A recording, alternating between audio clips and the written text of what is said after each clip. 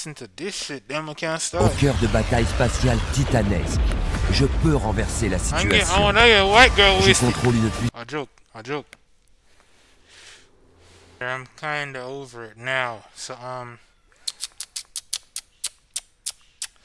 just go ahead and start the stream now. Fuck. Can't talk. Yeah. Where are my manners? Just put myself on camera.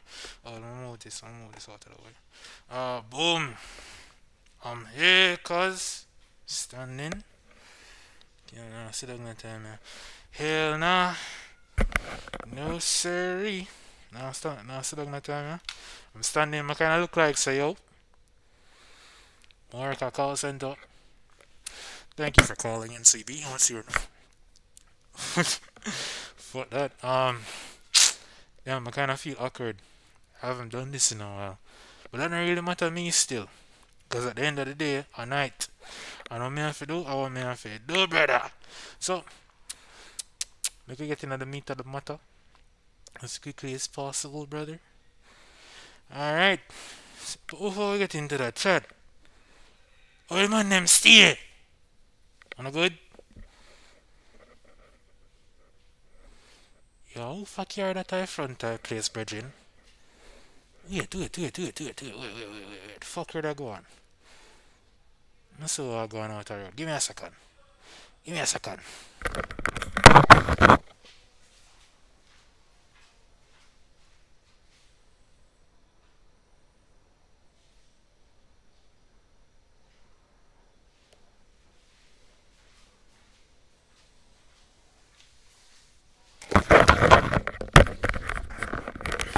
I don't know nobody them. Nobody really important. So I guess I don't really have to stop me from do what me need to do. So if we get back into the meat of the matter, yeah? Get back into the meat of the matter, back to the video. The first video I react to. I react to things as long as I can possibly. Go, cause watch out, boom. Watch out, we even not talk about what the meat of the matter of the streamer. It's right about now, this is the first desktop stream I've ever done. So get a new try. We'll see the next stream I'm gonna do. I strictly off on my phone, God say I know. I'm gonna stop until I get fucking tired. That's what I'm saying. In the description, title, I'm reacting until I'm tired of this shit. I'm never tired of it. So, get into the first reaction of the day. Jeff. Oh, dancehall decoded this now. Alright, Lord and Son here, no say intro does voice, and today we'll be reacting to J. Frey shooting X-Frey. Everything before that night. Alright, let's see what going on. It's the morning of April 13th and everybody wakes up to see a chilling post in their timeline. One of the most popular influencers and faces in all of Jamaica had been involved in a shooting and was rushed to the hospital. J. Frey. And a J. Frey again. Man, they must say a J. Wick, J. Statham, J. Lee. A one bag of shit, me I see. One bag of shit about me hear say man get shot, about 3 man get shot. When really are 2, but getting We wondered what happened to J. Frey and how this was even possible. But our hearts sunk further when we learned that this was not just a random altercation, but the result of a calculated attempt at violence toward him by over 15 men, some of which had guns, and left him with a gunshot wound to his back. An outcome that with just a few centimeters of difference could have ended his life. And the wildest part is, nobody knew why. It was being said that this was over J. Frey's opinion on the career of dancehall artist 450. But when I learned that the main individual leading the group of 15 was well-known producer 15 man. I go for 1 man with guns that shot pussy Glocks and Max and Uzi over 1 man opinion. Una go for shoot man, but up man over a man opinion about the artist. Now you tell me if them man in a blouse and skirt love man. The man them love man brethren. The ambassador. I realized that this beef was far deeper than most people realize. Because many people think that this incident just kicked off in the bathroom or that it was caused by recent comments. But this beef has been building behind the scenes for a long time. And it's only when you know the backstory that you can understand how such an Impressionnez les employeurs avec un CV professionnel de CV.fr et distinguez-vous de tous les autres. Créez votre CV. Accomplished man could throw away his entire career over another man's words. Was it over money or maybe a friendship gone sour? Hold And people, please remember to like, comment, and subscribe. I don't own this video. Also, like, comment, and subscribe on this video if you want more. Also, subscribe so we can build the fam, is it? More frequency of these things, you know. Me up on desktop, I make videos, I stream for Uno. So, what else? Oh, that's none of my business. Anywho, back to the video. Well, not exactly. You'll be very surprised to learn that what started the issues between these two men was the same thing that causes issues for any two men, a girl. But no, not in the way that you're thinking. In fact, it's probably a lot more insane. So May man, then we 23, fight over 2025, Jay Frey uploads a podcast to his second channel called Toxic Talk. Now, Toxic Talk is a platform that discusses the most intimate and inflammatory areas of people's personal lives, as well as platforms some individuals who live very different lifestyles. Hence, toxic talk. I do some of the worst germs in a Jamaica society. Go up on toxic talk and then chat them business, and everybody go listen to it and rate it. And the foremost, why toxic talk even fucking popular? Or because people here in Jamaica, all are toxic. Even me, even people in the fucking diaspora, all are toxic. So all of them type of program here, all of them type of podcasts that talk about the germs of society so popular because the whole society toxic. Jamaican men are into anal more than even vaginal sex. Jamaican men. In an attempt to entertain the audience with the toxicity. But there was one specific episode that blew everything else out of the water. The video was called Chrissy Speaks on Abusive Relationships and quote-unquote bad breath. And if you thought this was going to be a normal conversation about someone's experiences, you were totally mistaken. As this girl named Chrissy would proceed to say some of the most insane things that many Jamaicans had ever heard, going viral left and right for an entire week. I did genuinely like the batty boy too. That's why I make him touch my rear. I'm the first man got him. But yeah. And I just want to quick there when Christy go on that sitting here, bro. I think afterwards, woman go run go church and turn Christian like say that would have checked, would have changed nothing. Anything where you do, you can't take it back, mama, you can't do it, and that's how it work. Amongst all the arguments about hood, pum pum, and the many ways to use them, one particular thing that stuck out to everyone listening was when Chrissy started talking about her experience dating somebody in the music industry. About producers? A producer, in fact, and she described this person in a way that many people started to recognize, dropping a physical description that could only be referring to one man. But what she also proceeded to say was that his mouth was quote-unquote stink like batty. No, your mouth stink for you. Stink. Like it's itching on my brain. You remember that? I'm not ever forget that. I'm on my deathbed. Me go set them up in them pain. What's the such and such mouth stink like batty? Yeah, I saw it serious. Your mouth stink, man. It's all in beard stink. Amongst the many other insane things. That's I mean, so she wild, probably bro. talked about the guy for a good chunk of the 1 hour podcast. But surprisingly, even though Jay knew exactly who she was talking about, he really did try not to name drop or ever say his name explicitly. I don't know who you're talking. I don't know who you're talking. The man with the big beard. Rick Ross? I don't know who you're talking. I don't know who you're Jay, I try use style. I try yourself to save him, but look at that. Few months later, after you try use style to make this girl expose him. Man, I try to kill you. Rotted clot, bitchin'. You know that rough do that rough differently, man, I lie.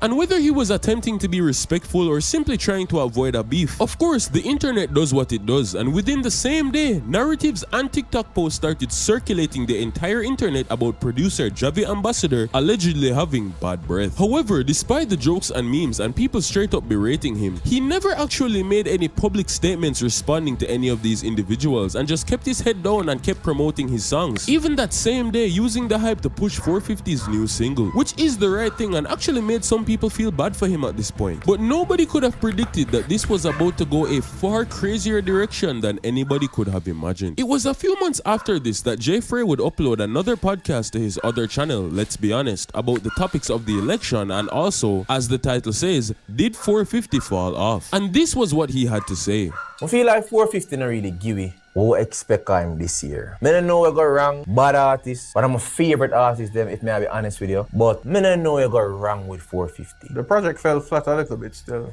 I And I'm not saying it wasn't good. I'm just saying in terms of it felt flat compared to the other projects that came out. He gave some thoughts about the artist's career, but generally kept it respectful and simply said that as a supporter, he just wants to see more. But despite having not actually dissed him, it appeared that 450 did not take this lightly. And Alright, you see, this is why you can't take people personal opinion and put it on your fucking chest. It don't make no sense. It just doesn't make any sense. Because all the man express him personal opinion. Hold on, me even dep on. Hold on. Fuck. Whenever he dep on screen. Whenever he dep on screen, man. Oh shit. You know this a stay though. It a stay. It a stay. Me nah delete nothing. Me nah start over nothing. It a stay. Matter of fact, for the first few minutes of this video, it's gonna be completely black. Oh dear viewer, I am completely sorry for what had happened. Well, I never know this side, never did a show on live. Like God say, I know. See me there on the screen now? Right there, so. You see me? You see me? See me? Alright, good. Good. Now I'm gonna just go back. And this what we do. not even a week later would respond. Oh, I'm gonna say again, yeah. You can't take man words personal because at the end of the day or night, when you make man words get to you and fuck with the mental and you react emotionally, this is when things start to get violent. Because at the end of the day, a man's personal opinion is just seeing personal opinion. How you react to it is what really matters. If you ever take it to heart and want to hurt man and think you must style you like some girl, because only woman behave them way there. But you know what? With a song called Doze Off, where he would directly call Jay Frey's name in the track and disrespect him by saying, hey, all day, up in your pussy, me up you me don't play. Would you get me no kiss pussy like Frey? Making reference to a clip where Jay Frey said that he does not eat punani, but instead he did quote unquote.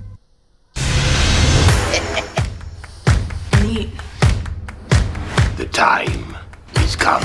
We should get together. Kiss it one time. me not eat pum pum. I want them to tell Bobby Sacks, man, kiss it one time. You eat front. No. But regardless of the context, to release this song just 6 days after Jay Frey asked if he fell off, people had formed the notion that he was simply butthurt about him talking about him allegedly falling off on him. Of course, the dog feelings hurt. Oh no, Jeffrey hurt him feelings.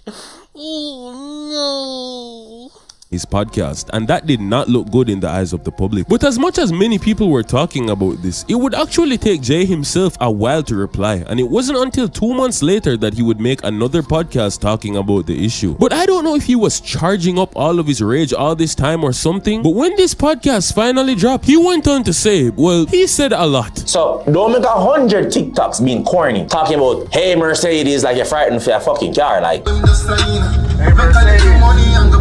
How may I help you? I'm hot. And I'm playing on your beard and all them fuckery. Them things ain't cool, bro. Them things corny as fuck. You know what I mean? And I try for this podcast as when niggas can't find a song since 2023 or there, but can't find a song. But you know respect about them. Even when them song them a flop like wow. Cause them a flop like wow. No matter how much money them put to a challenge. And I guess after the shade in this episode and the Boy, man, directly cut fire him shot and he shot lick enough for me see no further. You shot lick your fuck. Cause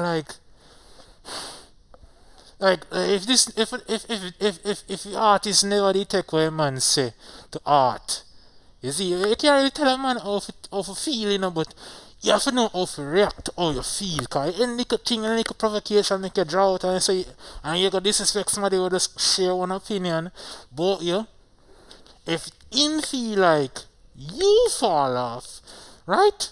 And in yourself, you know, say you never fall off. Where you feel away, bro? Only way you can feel away about that unless it's fucking true. But clearly, that shit is true, bro. That's why the team are here, so. That's why the artists are here, so. And that's why the situation escalated to it, you know? clip of him saying that circulating social media, the response by the fans probably prompted him to actually make a formal response to all of the 450 stuff. And so a couple days later, he would actually upload another video called Jay Replies to 450, where he would surprisingly address the issue in full with a lot more calm energy. 450 are bad artists, and there's nothing I can say, and there's nothing I can do, or anyone at that can do for take away him being a bad artist. I've never heard a bad 450 song in terms of the song of fuckery. But a good song don't means it's a hit song. And he hasn't found a hit since 2023 while on Rich. Let's clarify again. I never vex say him say what him say about me on the song. I mean say what I say. The problem is when I promote that part that when I reach out to tons and them look away they like say when I try to get a reaction out of me, bro. Well, that's exactly what they were trying to do, bro. I mean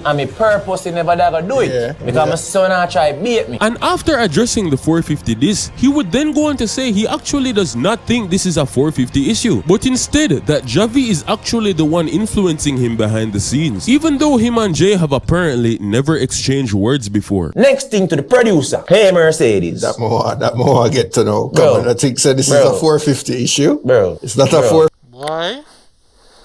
Boy. Father. It is a 450 issue for all fronts. You see, even though you man them try use the girl against the one ton. Yo, ton weird, you know, dog. I don't know how people sit down and watch ton, you know, but people have like what they like and like who them like. So I can't control, but I just can't do it. I can't do it. But at the end of the day, at night, and obviously, even them there try to get one reaction all the time, and through them they get reaction all the time, then Ben, and especially the producer, and even the artist too, I don't know.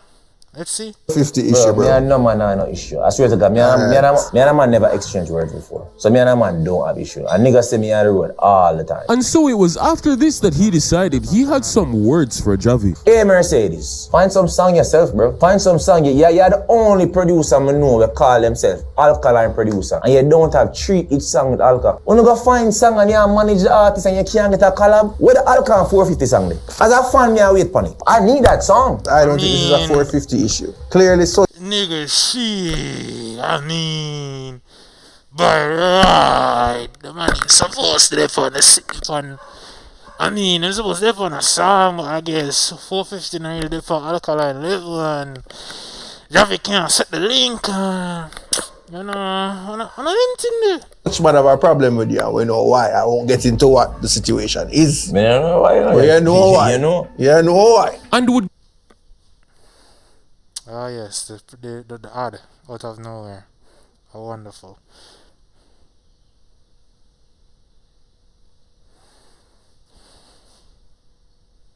Would go on to stir the pot even further. Mercedes, take me to the closest dentist and you will be headed to Dental 360. That's off my lines. And as you can probably imagine, this clip was highly inflammatory and was posted to social media. 450 had this Jay had this back, and for a while it looked like that was all there was. An internet beef that stayed on the internet. But it appeared that just because they did not evolve because of the innocent bystanders that were caught in the crossfire, and the American man that would be shot and left with injuries for life. It was the dog, me say man, the American, the dog get shot and paralyzed, you know. Me say man can't walk. Allegedly, you see it. The man get shot and the dog crippled for life. Life-changing injury, I think of bad man. I had this one innocent bystander, and I saw waste man, about 15 waste man. I go for one man. The man take away a gun from one of them. Somehow you get shot. Yo, me da vex if I not ever mean me I walk good in my go and party. You see it? And man me just end up calica shot and I'm crippled for life. The fuck? No, cuz. No. That's why I make up my mind say, as a man, when I do my thing, me personally, I know nobody know me look like. Me not gonna in a public. Me not doing IRL streams. Fuck all of that. I'm okay. As a matter of fact, I'm a homebody. I like the confines of me yard. Me yard! Me not going nowhere else, Regin. Not going anywhere else. Monday of April 12, 2026, the day of one of the most anticipated events in the country, Jamaica Carnival. An event so big that people fly in from outside the Caribbean just to participate. And of course, with so much publicity, the promoters need to capitalize. And so instead of just Carnival, they created an event for an after party called Big Wall Revolution. The event was supposed to be a nighttime. This is your brain when you're struggling to focus. And this is your brain when you're in the zone. But getting in the experience of carnival energy for those who came off the road. And big events like these are often attended by many influencers with performances from artists as well. But if you were ever wondering why certain artists involved in gang life don't get bookings, it's because as a promoter, if you put two men on a stage who both have real beef that involves the death of loved ones, you can bet somebody will be taking that opportunity to get. Yeah man, somebody are dead. Somebody are dead. Shot a ring. You see me? The man them a just pop out them weapon and start bust. Alright, that kind of sound, that sound away. And start shoot, you see? Man them start shot off the place. Alright, yeah. Revenge. But there were no artists like that here, so nobody had anything to worry about. Or so they thought. But what people didn't know was that there was somebody just as dangerous in the crowd. Because the only thing just as dangerous as a gang member is a man attempting to defend his ego. According to multiple sources, the party was going normal and Jeffrey, after enjoying himself, decided to take a quick trip to the bathroom. After doing what he needed and being about to leave, he opened the door to go back into the party, but was greeted with a shock he never anticipated. The person staring him right in the face was none other than Javi Ambassador. And before Jay even had time to say a word, a hand swiftly found itself into his face and he was allegedly boxed with the force of 1,000 men. But before he could even think to attempt retaliation, he realized that it was not just the box that had 1,000 men. Brethren, this is all for one man. One man. One man and one man alone. 15 men defending the honor of one man. Well, I mean, Jay did the egg on the situation by dissing Javi, car apparently allegedly in breath stink and thing and he dog style him, car then style him. Technically, the man express him opinion at first. They never like it, so then choose to style him. And then they never choose to style him, they actually style him. And then Jay just style him back. And now because somebody feelings get hurt. And for the love of man they make up their man and say, boom, we have caged him in our bathroom. How intimate. And I fucking love man like dog.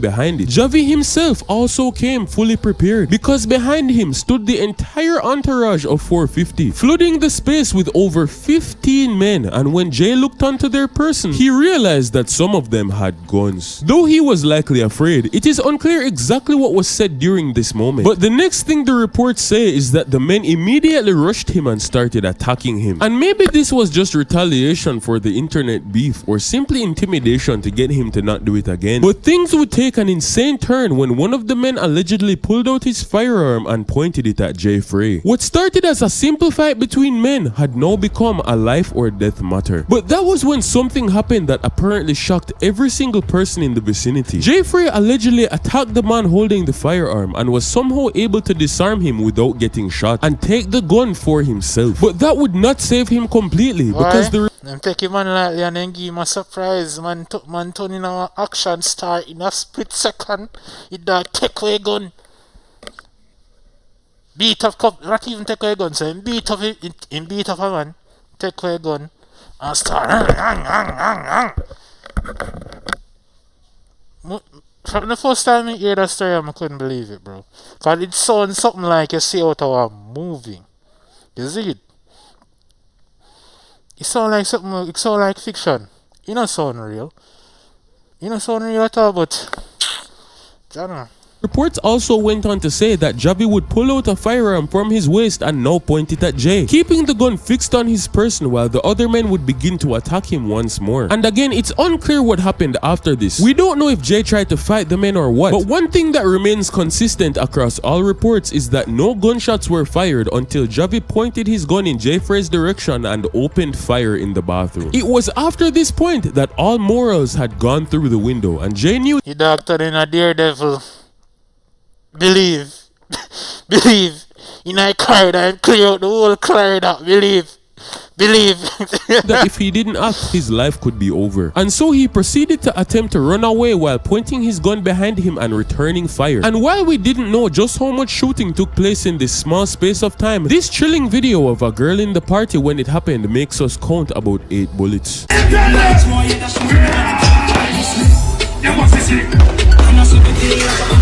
Everybody probably thought it was a part of the song or an effect from the DJ, but when they saw everybody else start running toward the exit, they knew it was real. It was after this point that Jay Frey could be seen running away from the direction of the incident into the party with a firearm in his hand, where he ran until he found the nearest law enforcement authorities. He used every ounce of energy to explain the situation and handed over the firearm to the officer, and also proceeded to say this.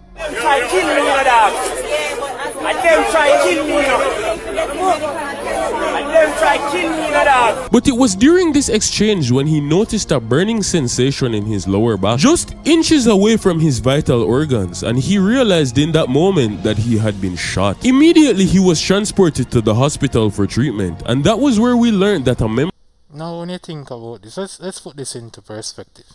You go out on a night, a carnival night, go party, enjoy yourself, take up a wine for some girl, and have a good jolly good time. Got jolly good time.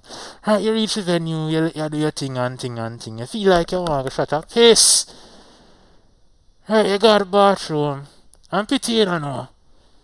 15 man with Javi and ambassador, including Javi, ambassador and producer, come page you. Cause you're the producer, and you have this the artist. So the man them come to say, you feel dead. You see it?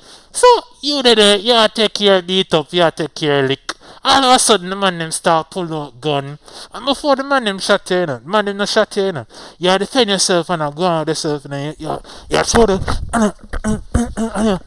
and you go on, you beat up couple man, you take a gun, shot a man now. You see it? Fire about 8 shot fire, party broke up, party mash up. You go give police them. You're the gun where you take off one of them. You find out so you'll bleed. Them no sure go to the hospital. After them take out bullet out of you, think you're a guy yard. You get locked up. And the man them were involved in a shooting. They're nowhere to be found. Them not lock up. You they not lock up. Yo, if I ever me, would I never gonna win again? But I'm not. But Jeffrey and me are 2 different type of man. So what Jay would I do, me wouldn't do. Or what me would do, Jay would I do. That's just me. Me personally wouldn't want to go away again. God say no. I'm paranoid. I'm done paranoid already. God damn. Member of 450's entourage had also been sent to the hospital for the same thing, allegedly having been shot by Jay. And when people heard about this, it blew up faster than anything, with people who were not fully aware of the situation making jokes about Jay Frey being John Wick. But the saddest part of the news was still yet to come, because this beef between these 2 men who had their egos on the line, where none of them got serious injuries, ended up becoming lifelong consequences for somebody else. An innocent party that could have easily been me or you, and is now facing the biggest loss out of anyone involved. What was supposed to be his final night on vacation near Youth, you know how sad that is, bro? You mind your business and then all of a sudden you get shot and you can't walk again, bro. You have a life-changing injury. You just there mind your business. I take wine from girl, you there for party to enjoy yourself, enjoy your life. You see, you go to Jamaica for your vacation to fucking enjoy yourself. And you collect a shot. You can't. You know. Personally, I would want to sue for damages. Would I be, if I ever mean, would I be Jay Frey in a wrong or Javi or 450 in a wrong? I want my damages. Send on the money for them here. So, bumbuckler.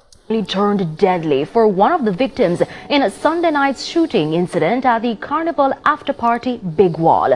It was about 5 minutes after entering the party that there was a man who came there strictly to have fun. He wasn't coming from down the road or even another parish. He flew down from the USA just to enjoy this Jamaican experience. A 39-year-old... Oh guys, one more thing by the way. Please remember to like, comment, and subscribe. This video isn't mine. Also support the original release. In other news, let's continue watching. Old man by the name of Jeremy Watson, and when he stepped into the party ready to experience browser-based games are dead. Watch this. This night of culture, one of the first things he experienced was not the liquor, but instead the feeling of metal bursting into his flesh as he felt the projectiles ripping through his arm. I ran and then I felt the shot. Then when everything cleared up, I was bleeding. I'm looking at my arm. Oh, the dog get shot in his arm. You're not paralyzed. My bicep is blown out. Immediately he thought it was over and he was losing blood faster than you can imagine. But it was by the grace of God that he was able to be taken to the hospital and treated in time to save his life. Everybody was grateful, but that was when they noticed that something was off. It appeared that the bullets had hit delicate areas in his arm, not just his blood vessels, but nerves. And although they were able to save him from losing his life, it was very likely that he would suffer permanent paralysis in that area and probably never be able to use his arm again. Now, the dog right on gone. So there was some form of paralysis, there was some form of crippling. The dog right on gone, you know, not used to him. You know, not used to him again, like, you know. But it's still fuck up. You come and mind your business and you collect shot over some man I love man. Due to severe nerve damage, Jeremy may never be able to use his arm again. And if we're being completely honest, just a couple inches to the right and an innocent man would have lost his life over this garbage. What started as a man trying to butt up somebody else over his opinion, whether that be about the music or the whole breath thing, or even if there were behind the scenes issues that we did not know about. Javi and the rest of them in a entourage and 450 to some extent need to be held accountable for this bullshit, because at the end of the day is our next man opinion. It's not so deep. It's not so deep. But clearly somebody feelings get hurt and it get deep till the first man get shot. But at the end of the day, at night, I know what clear to me. Impulse control is so important, because if the man have any liquor sense, any liquor impulse control, them don't know. So what them gonna do? A fuckery, plain and straight. Nothing should have ever allowed this brainless behavior to spill over into the life of an innocent bystander. And it was after these circumstances that the police would detain producer Javi Ambassador and put him into custody. Jeffrey was also eventually released from the hospital and taken into custody as well. And I just have to say that I don't think people... Man, they lock up Javi. Enough respect for that. Enough love. People are acknowledging just how close we were to waking up the other day and seeing a popular influencer Jeffrey has died. Just a few centimeters of aim difference and he would not be here. Now, do I personally believe that 450 and Javi had an assassination attempt and they were gonna take Jeffrey to the bathroom and execute him? Probably not. I don't think that's what was going to happen. However, what I'm almost certain they did want to happen was that they were going to take him into the bathroom, box him up, video it, and post it on the media for people to see that he was a bitch. But you see, the problem with this is that there is a famous saying in the world of licensed firearm holders: do not draw your gun if you are not prepared to use it. Because people...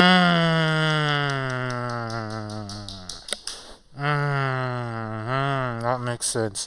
That means, in a sense, you draw if you're not planning for blast something, you know, if you're not planning for take somebody out, it don't make no sense. But the man then got draw, so clearly the intent was not just to beat him up and embarrass him and post a video online.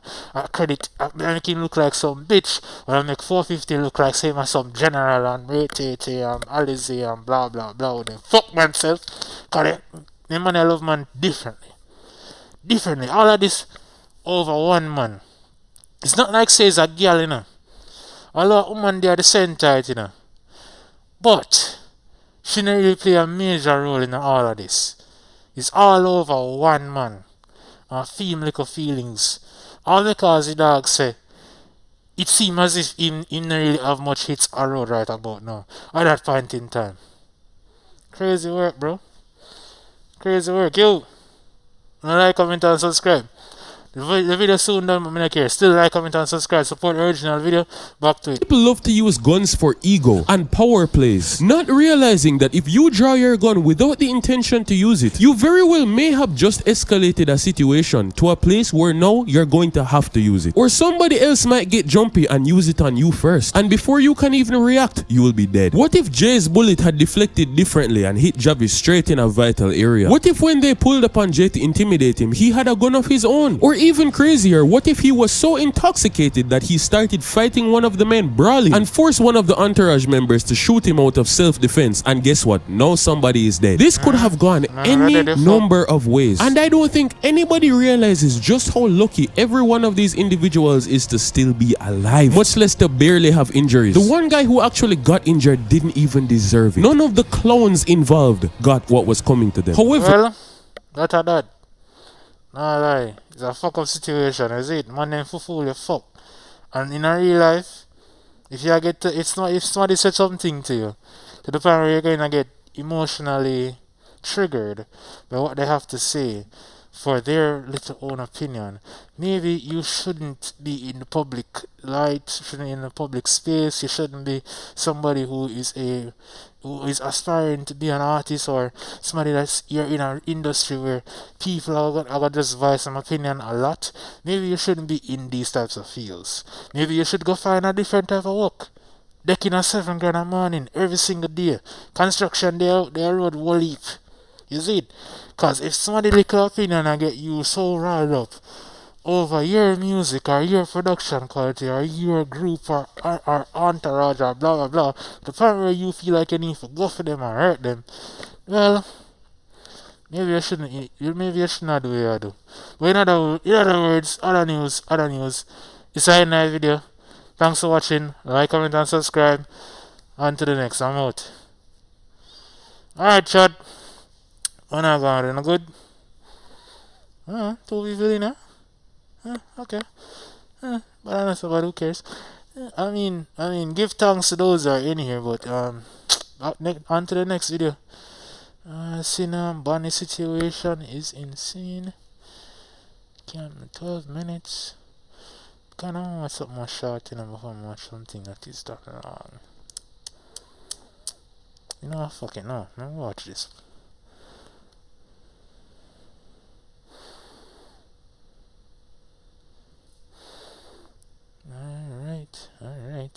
Alright, next video now.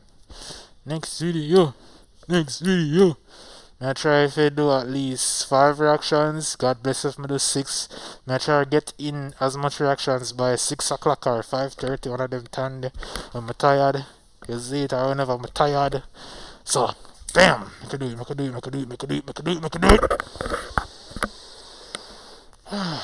Lord and Son not here, no say intro. Lord and Son not here, no say intro, just vibes until we will be reacting to. The Bonnie and Sinner situation is insane. They're getting exposed by Cam Nuggets. Let's get into it. So it's been about 3 weeks since the popular streamer Bonnie ended up going viral for a pretty bad reason,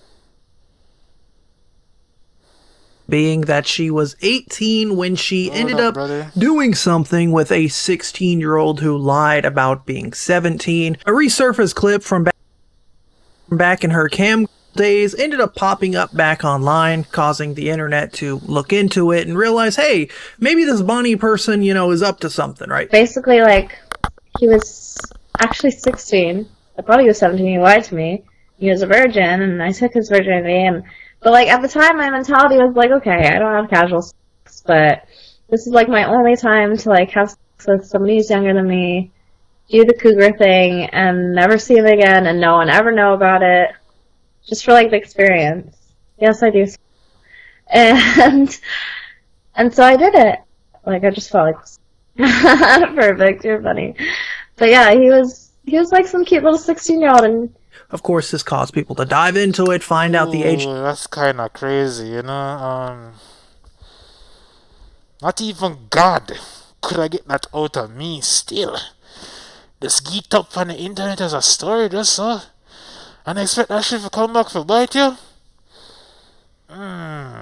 Although technically by the age of consent, depending on which state you're in. I don't know where she's from, I really don't give a shit. Probably at Texas. I don't know the age of consent at Texas. Somebody in the chat, if you can correct me. No, never mind. But at the end of the day, 18, 16, that's 2 years apart. They're technically still a child. But it's not that far along to the point. I'm not pedophilia. But you know, this a climate here, especially on the internet. Probably you should have never said that in the first place. Differences and whatnot, and I think you're welcome to think what you want about that 2-year age gap and whatnot, but a lot of people were concerned about the fact that this chick was basically bragging about it and like calling herself a cougar over this relationship, which was a little off. That's not really something for brag over or feel proud about, especially if you gotta admit that for life. You know, for me, you see, why 18-year-old man look at me and say, yo, shall come broke my ducks when I'm 16, you know, but I feel like the man. But then she come on for online and then she go say all of that. I don't know. Odd. Now this situation is back in the news again because another streamer by the name of Brady Goo, I guess there was this big group of a bunch of streamers and they were making music and like diss tracks about each other and whatnot, and Brady Goo, as the introduction to his song, decided to use the clip of Bonnie admitting to doing those things with like he was actually 16, he was a virgin, and I took his virginity, and I was like, okay, I'm too much of a slut. Like, I just felt like a slut. Are you ready to die? Yeah, maybe, maybe sexual liberation isn't something that should be celebrated all the time. You're supposed to go to away and tell your business on the internet. Yeah, really, you should know when to talk about certain things and when not to talk about certain things. And from the look what the synagogue right about now, yeah, mama. she know I'm a good sitting this. She know. I'm not in a line. For me, I understand because I watched previous videos about this situation. Everything look for them. It kind of look dicey. When I'm right sinner, but if by the sounds of how things are go, she a pussy. She's not really pussy. She sound like a bad friend. She's just not chat too much. Not have too much. Anyway, but basically, wait, I like the beat. So are the intro? Actually, 16. She know listen from the start of the song. You So I can't was like, tell. okay, I'm too much of a slut. Like, I just felt like a slut. Are you ready to die? I see the look in your eyes. You know what happened at the face crib. Why the fuck was you hanging with David? You know he's a fucking rapist. What was Bonnie minors? What was her to fight doing the same shit? That's Now she would obviously have this That's reaction crazy, because bro. she's been ignoring this controversy, as well as Bonnie, who has been ignoring this controversy. But Stina, Bonnie, Imaru, these are all roommates of one another, and they all stream together very often. So obviously, to basically be in the middle of like this group setting where your he's friends protecting leaked the audio cleavage. that you've all been ignoring is suddenly played, and you have to try to like play it protecting the off or like pretend you don't know what's going on. It's going to be rather embarrassing. Now, after this big group call, her audience basically asked her, why is she defending someone like Bonnie, right, who is now a 30-year-old, but at the time was again 18, and she did something with a 16-year-old. People are asking her, like, why is she defending this kind of stuff? To which Senna said this. Why are you letting people talk shit about your roommate, brother? Like, I don't know how to say this to you. I've already talked about this off stream with her. You don't think if I haven't talked about it off stream, I don't know what's going on? It's on her at that point to deal with it, and she asked me not to. Like, beyond that, I don't know why you think I'm being a bad friend. If she asks me to say something, then I'll say something. If you don't, like, use your brain. But like, if you and this person are friend, regardless of how the person might come to you and tell you, say, yo, don't react a certain type of way, it would have just look weird if you had the friend defend your friend. Even before them come out and say, yo, yo, Reggie, don't do this for me, don't do that for me. As a friend, you're supposed to able to stick up for your friends, right? Then I make you one good friend. If you're able to stand up for your friend in them time and need, or in a situation where you find out say things kind of look dicey, so you're able to stand by your friend. Even before she come along and tell you, yo, don't put out them type of energy there. You're supposed to already on that. Because if I'm my friend, with all me still, look, I'm a bit artistic, you know, maybe. I don't even take the test, but, you know, I kind of feel that I might have a few traits. If I'm my friend, I defend that. You see it? If I'm my virgin, I gotta defend that. Until the dog say, yo, you need to calm down, you know, me angry with myself. But the response to, I don't know about that one there. It kind of sound condescending, bro. In for a second, you know what I mean? Like that is a grown ass woman. If she specifically asked me to handle a certain way, what do you want me to do?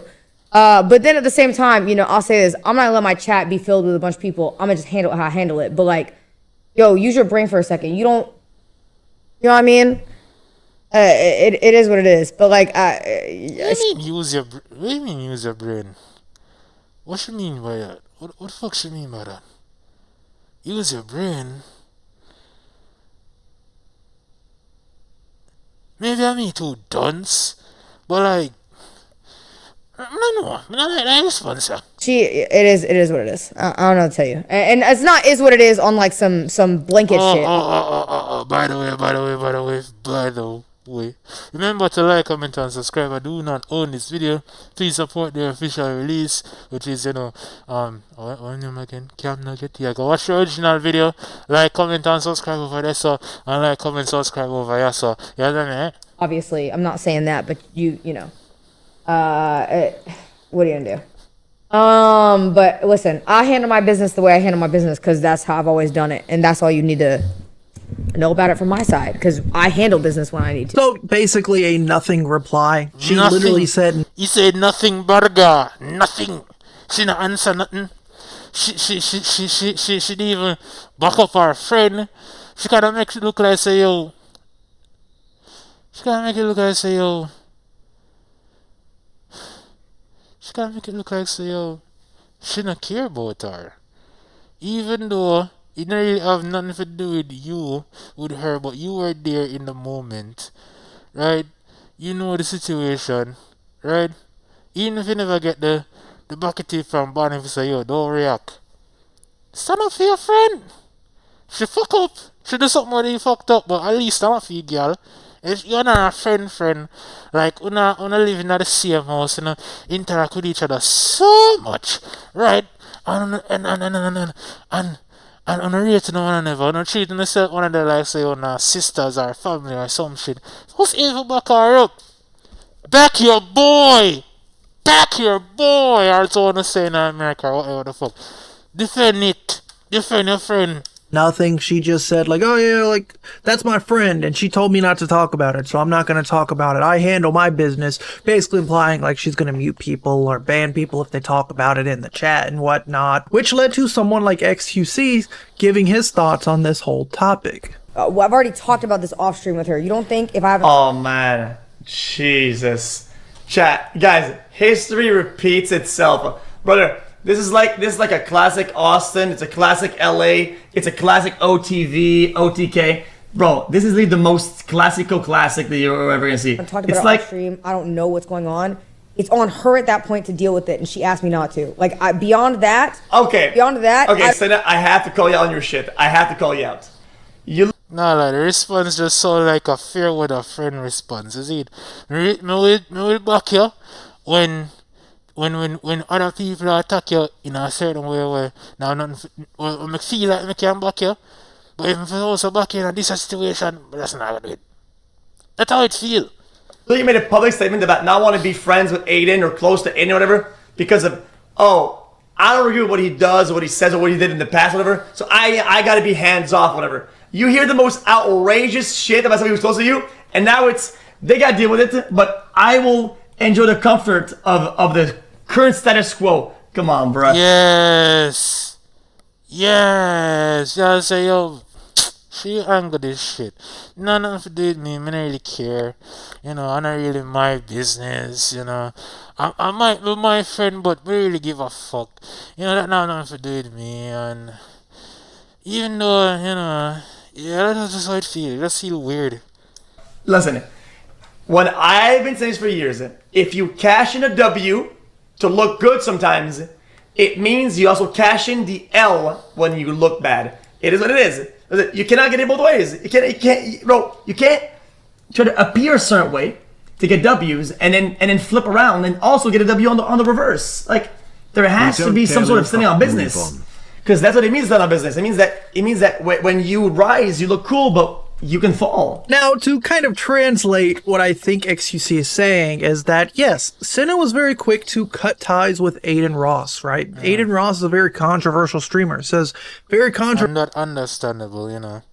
Didn't have money, you really want him to in a social circle unless you willing to take the brunt of the blow. It actually comes with being in his social circle. So that's understandable. Okay. Controversial things and has controversial people on his platform. And Cinna has distanced herself from him for that reason, right? Meanwhile, her best friend, her roommate, Bonnie, is in a similar situation where there's something quite controversial happening with her. And she's now saying the whole like, oh, well, I don't really know. Let her handle that on her own, right? Well, but like, you should have kept that energy when it came to someone like Adin Ross. If you get a W, you have to be consistent or you're going to get that L. You're going to see the downfall, which is exactly what's happening now with Cinna. But then at the same time, you know, I'll say this. I'm not gonna let my chat be filled with a bunch of people. I'm gonna just handle how I handle it. But like, yo, use your brain for a second. You don't. Yeah, but why would the person involved tell you how to operate around it? You know what I mean? I feel like that's also a problem. Like, so does that make sense? Why would the person currently involved in that, should you take their word for it and just and then operate the way they want you to?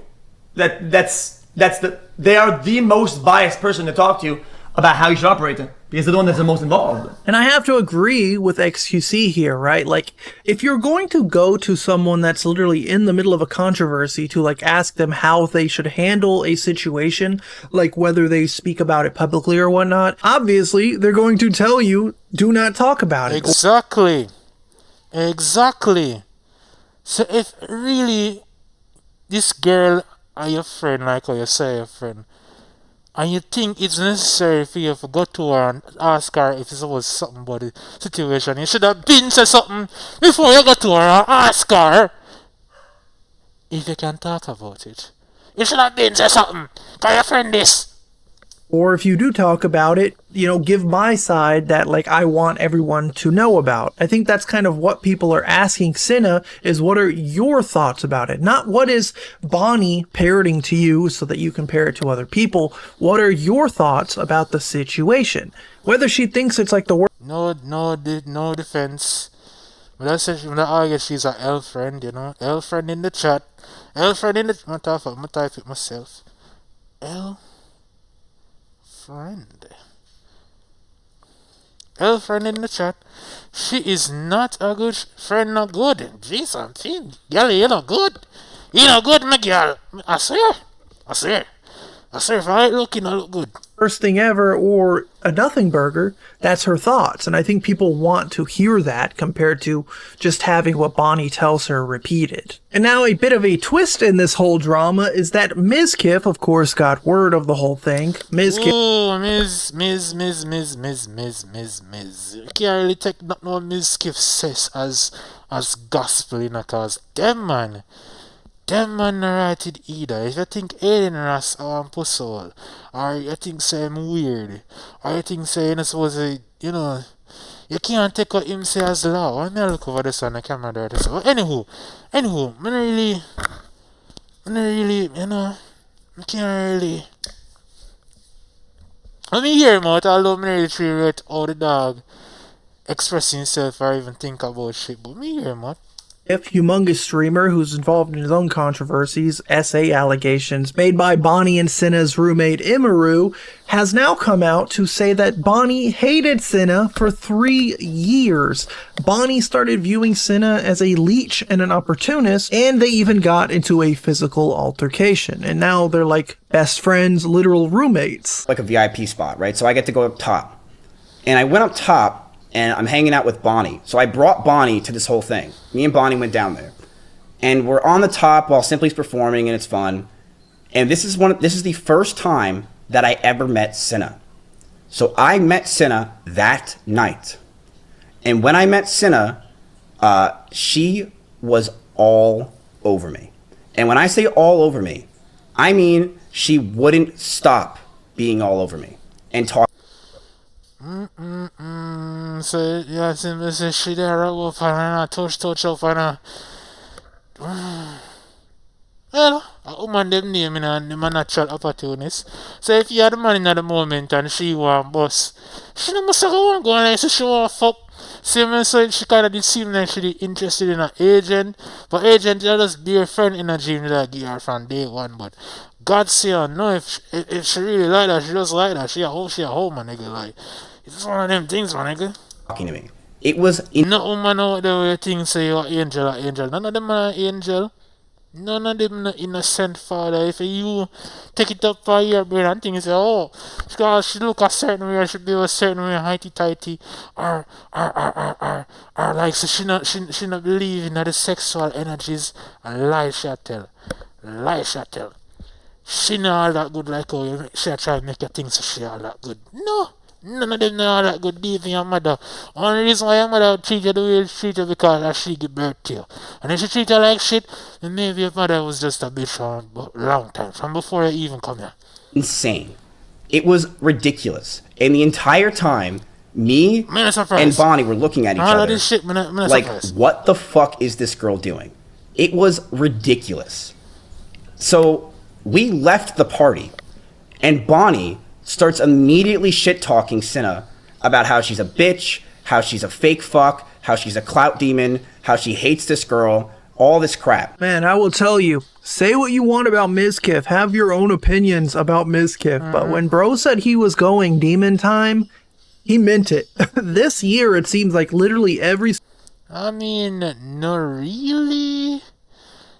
You know really dog has strength for certain moments, but in that moment, it dog really did up on the demon time. Like, it dog really come up on the expose type shit energy, and really put out the information, put out the data, and put out the information. He released the files. I'm telling you, brother, like,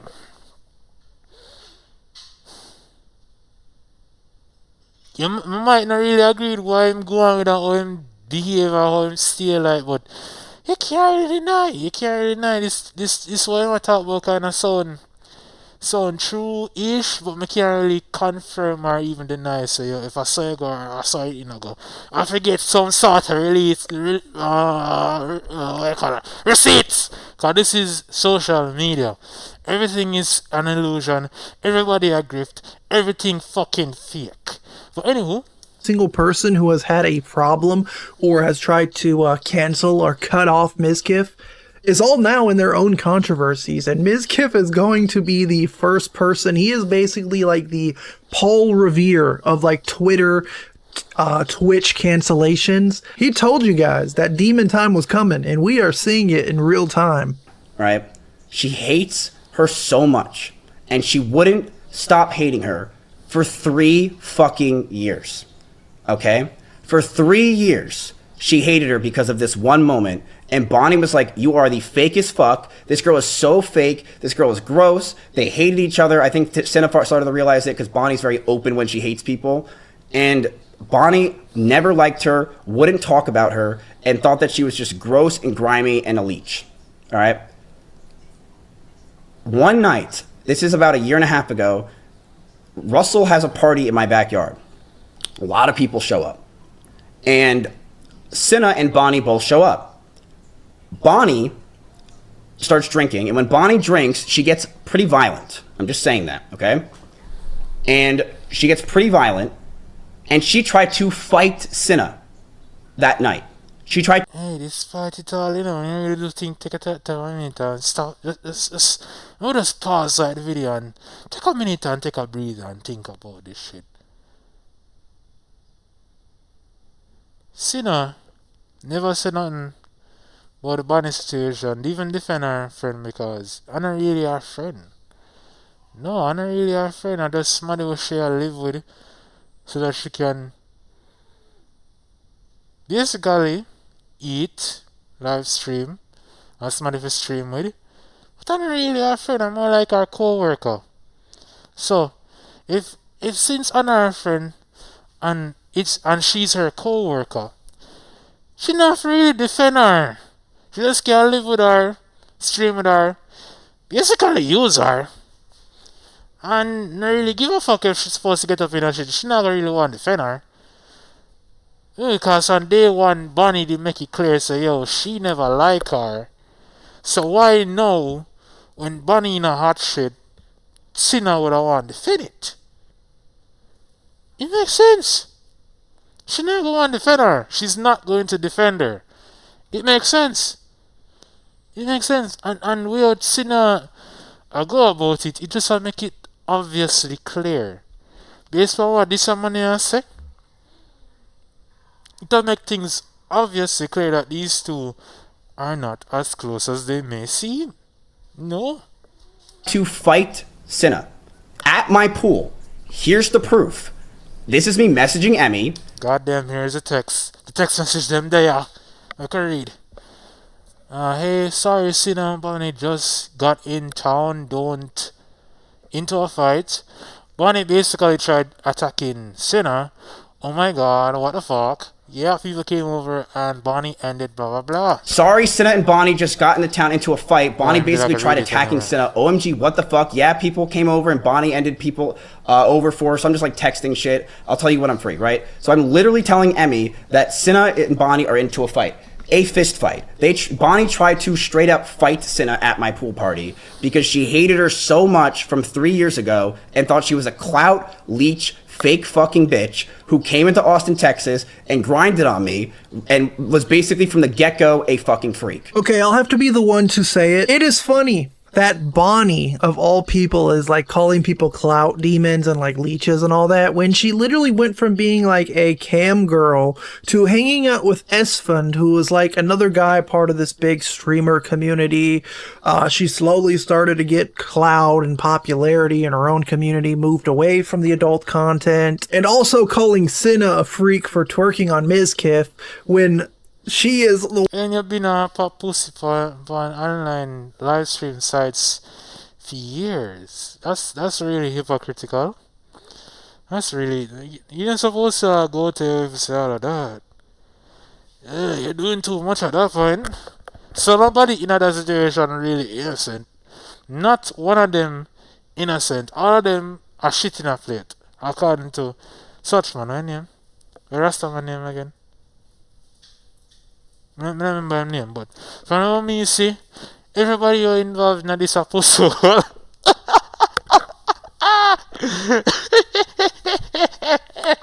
One who hooked up with the 16-year-old at 18, and she also was a cam girl for many years, you know, doing all kinds of crazy, wacky stuff. Do your own research if you are interested. You just have to admit, that is insanely ironic. Now, that's where I want to wrap the video up, ladies and gentlemen. Well, that's a lot of people.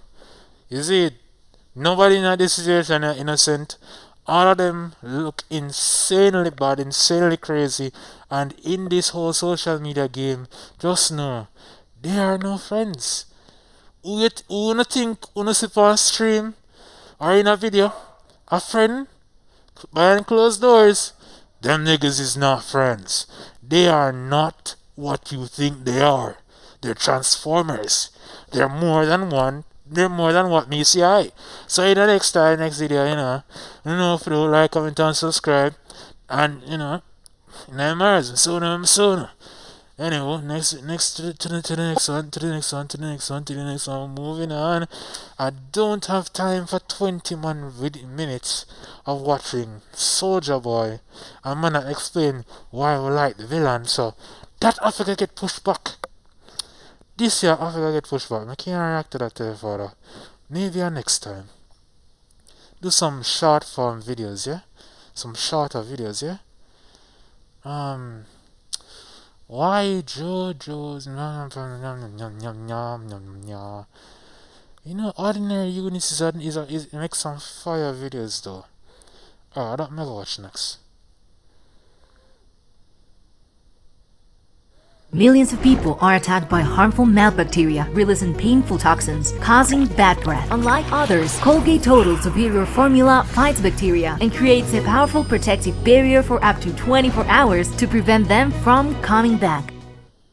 Dans ce MMO spatial de légende, l'univers est façonné par les actes héroïques et les trahisons terribles de ses joueurs. Anywho, yeah. Alright, boom. All this on here knows to introduce vibes, and today we will be reacting to why JoJo names are actually narrative genius by ordinary units. We can get into it. I'll close that. Boom. Someone needs to talk about it. I just can't ignore it anymore. So, I guess it has to be me. JoJo's Bizarre Adventure's naming conventions are completely insane. I mean, look at this. What do you think this would be called? I'll give you... No. Fucking gold pause. Yeah, that's the best I could have come with. Fuck you. Fuck you if you not like that. Anywho. Like 5 seconds to think of something.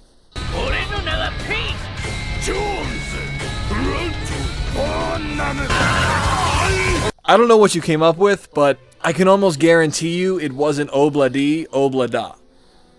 And this isn't just far into Part 8 of JoJo's either. From the very get-go, we had a duo named Dyer and Straits. Then there's a main character from Part 5 named Bruno Bucciarati. In Japanese, he's Bucciolati. He is named after an Italian fig cookie. And his magical ghost spirit, known as a stand, is called Sticky Fingers. Its ability being to add zippers to any object and surface to connect or disconnect them. I've tried to get a bunch of people into the series, and stuff like this always has them raising an eyebrow. Yeah, cause my own fucking raise right now, I can't see it, but me I pray like, how does all of that? Me can't understand the Italian pastry part, but how all of that change the price of rice, father?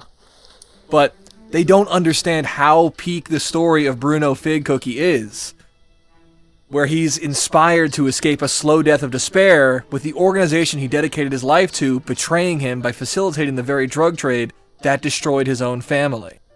And beyond those character names, we have abilities which are named after tarot cards, Egyptian mythology, and the music industry to further contextualize the characters and abilities.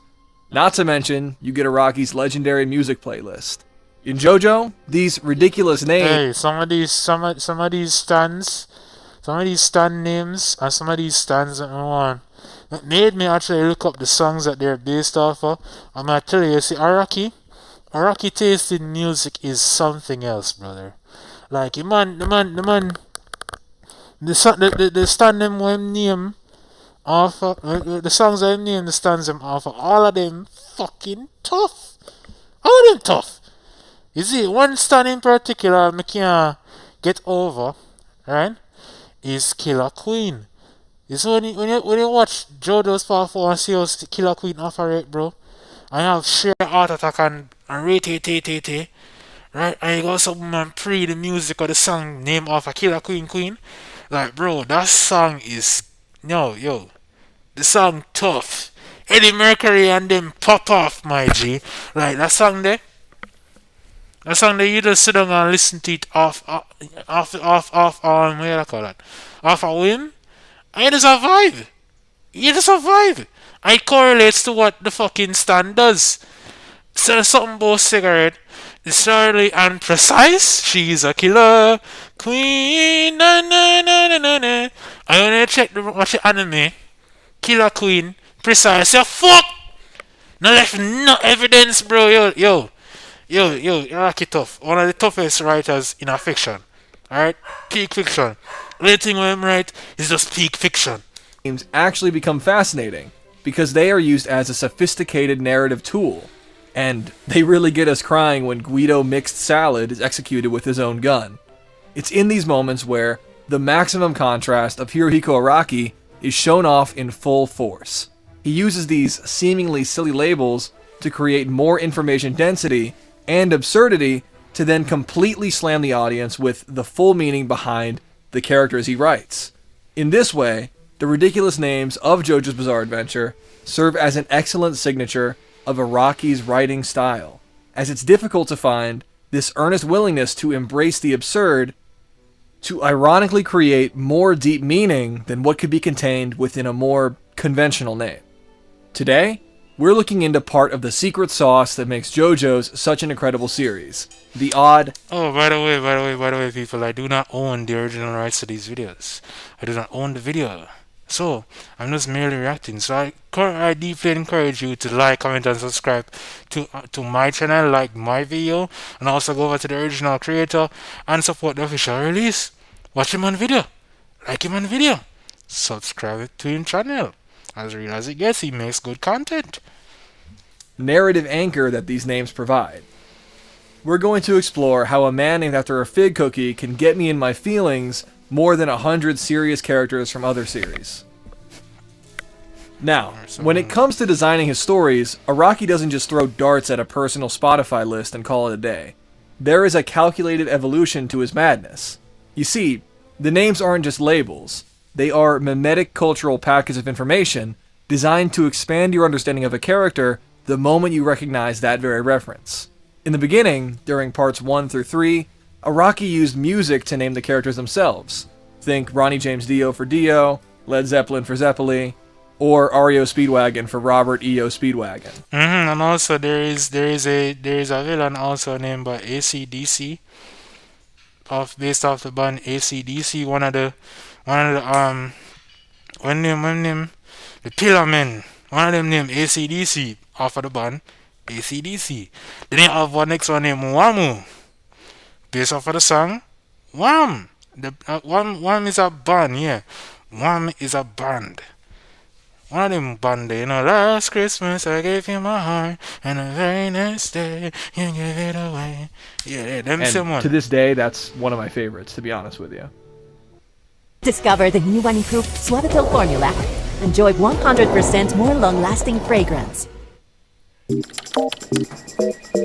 Friday is company karaoke, 90s pop theme. Manuel, It was a way to ground his bizarre world in the energy of rock and roll that inspired him. But when stands were introduced in Part 3, he added another layer on top of this mimetic density. By using tarot cards and the Egyptian gods, he provided a mythic framework to further illustrate the abstract nature of specific powers and what type of mindset or value system that power flows down. Hey, that character kind of remind me of Ankh. That's down here. I remember the name of the stand. I know so this is clearly Star Platinum.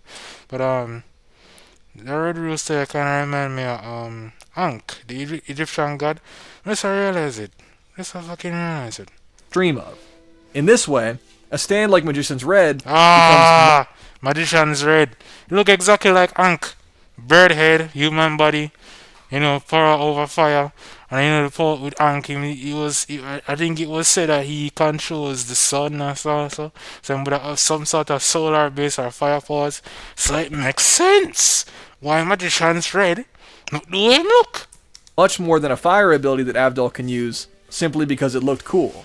Magician's Red was also an instantiation of the Magician's Tarot card reading, of focusing energy to achieve goals and create. Avdol focuses his psychic energy to such an extent that he can go so far as generating fire from nothing. However, a notable shift happens in Part 4, Diamond is Unbreakable. Araki moves the musical references away from the people and gives them instead to their stands, doing away with the tarot and Egyptian mythology entirely. He gives the characters grounded, realistic Japanese names like Josuke Higashikata or Koichi Hirose. Why? Because it builds that lived-in feeling of Morio, which simultaneously builds that maximum contrast we talked about in the intro by making people feel like plausible neighbors within some sort of cozy small town within Japan. The bizarreness of their musical stand names feels more like a hidden eccentricity to every seemingly normal individual's personality.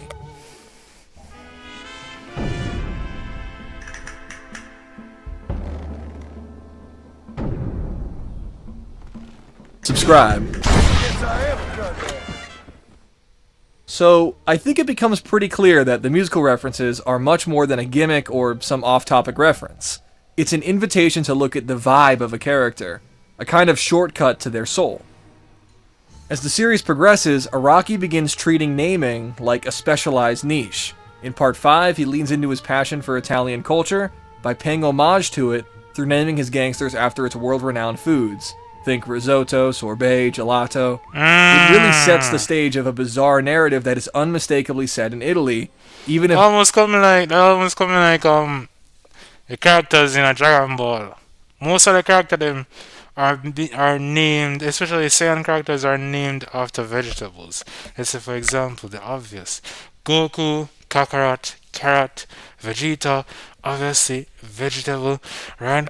And then you have Broly, he's obviously, man got broccoli, but you know, it makes sense. It makes sense. Cauliflower, flour, them man in a Part 5, risotto, bucciarati, pastries.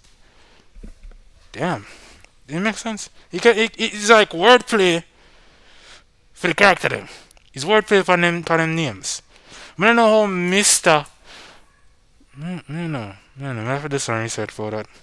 it's a bit surreal with all the characters being named after food. And in Part 6, the shift moves to high-end fashion brands, reflecting Araki's deep interest in fashion and how much that world has influenced his personal style throughout his artistic journey to really bookend the final part of the original universe. By Steel Ball Run and all the way up to the most recent chapters of JoJo Lands, Araki reaches his final form, a sophisticated mishmash of abstract concepts, classical bands and music references, and realistic names that function as a deep, mimetic packet of information about any given character at a time. Whether it's a song or a luxury brand, these names act as dialogue between who the character is in terms of the story, and beyond the limitations of the story. Araki is playing with the nature of what lies behind names and labels, illustrating that, in this world, a name isn't limited to being a meaningless sound that is attached to a person arbitrarily. It's something that also might indicate a lot about a person. Now, let's get a little more into the musical references behind the character's stands. As I discussed in my previous video explaining the nature of stands in JoJo, real life is a labyrinth of different staircases with different rules where people pursue their own niche of excellence. A world-class boxer can still be destroyed in a high-stakes poker game because he's being forced onto a gambler's staircase. I'm not gonna know shit about gambling. My boxer gonna know about fucking gambling. Unless I'm taking time out for learn how the game is played, what are the rules, what are the do's, what are the don'ts. You're showing a knowledge boxer into a gambling ring. Man, I gonna lose. But you put a gambler in a boxing ring with a set boxer, the boxer gonna win. Can't the boxer know what to do in a ring? No, it's not really a dumb moment, but yeah, I get what I must say. Where his physical strength is pretty much irrelevant. It's all mental stands stuff. are the spiritual instantiation of this very reality. The musical references of stands give us the sense of what kind of vibe a character has just based on their name alone. For example, Josuke's crazy... So like the stand is just basically who they are internally. So if the stand name Crazy Diamond and the stand look like say, yo, it tough, the main ability is repair, that would have suggest that, yo, Josuke is somebody who is mentally strong. I'm also really care about the people around him. That's why you can go to him way to repair them, to help fix them up basically. I'm like the big group doctor. Diamond is based off of the Pink Floyd song Shine On You Crazy Diamond, a deeply empathetic song honoring the band's talented frontman after his... So Josuke, by the name of stand, is a empathetic, caring person. Whatever wrong. Mental decline. What the fuck? This reference is indicative of the deep care and empathy that Josuke has in his heart for those who are close to him. Pair that with the heart motifs plastered all over Crazy Diamond, and its ability to heal the wounds of others, and we develop an incredibly clear and distinct psychological profile of Josuke Higashikata without him saying anything at all, really. In this way, a stand is an ontological expression of the human heart and serves as a confession of any given characters in a world that helps the audience understand these characters in incredible depth. It's also an important... Yo, the video tough, dog. Like, God say, I know. Like, the video, I really do like this video. It's a good video. Form of characterization when Araki has such a variety of characters within all the parts of JoJo's Bizarre Adventure. Characters come and go relatively quickly as they are defeated in stand battles.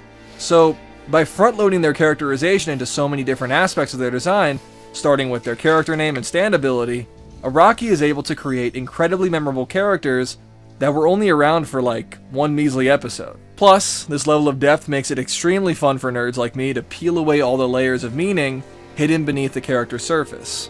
So, when Araki gives stands names like Stone Free or Sticky Fingers, he isn't just picking some kind of song, he's giving us another outlet with which to view the character's soul. You can't separate the character from the stand. It's another form of expression, basically. And it's a cue for you to understand who the character is. By the name of the stand, what the stand can do, you understand, say, yo, why this person is like the way that they are. Is it? I say like so another character like Dio.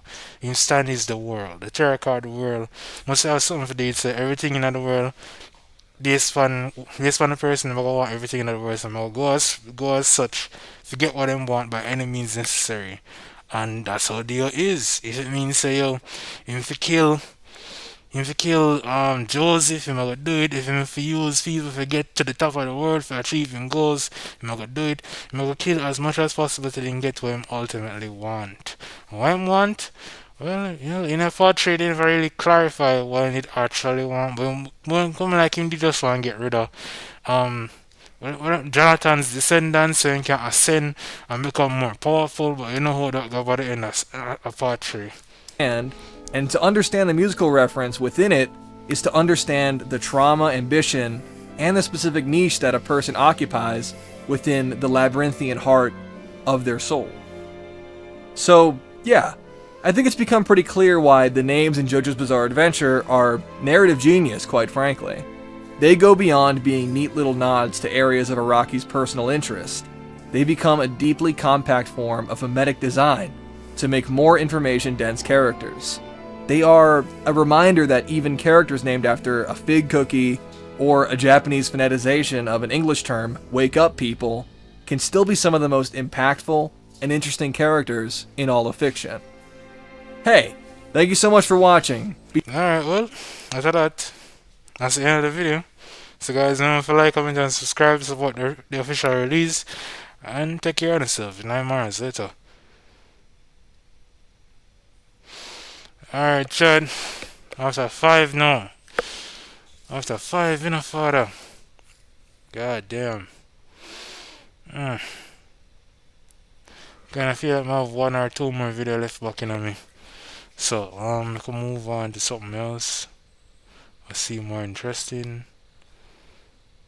And not given. Oh, attention became loud. And the last one for the day. Or maybe, I don't know. Probably watch this. I don't know, maybe. Alright, so I'm gonna move on. Next video.